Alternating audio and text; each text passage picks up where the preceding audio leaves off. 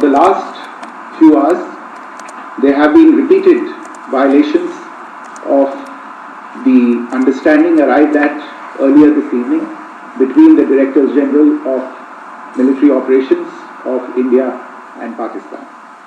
This is a breach of the understanding arrived at earlier today.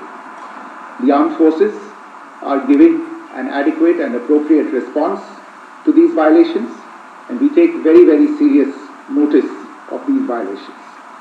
We call upon Pakistan to take appropriate steps to address these violations and deal with the situation with seriousness and responsibility.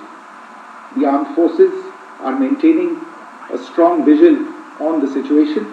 They have been given instructions to deal strongly with any instances of a repetition of the violations of the borders along the international border as well as the line of control. Thank you.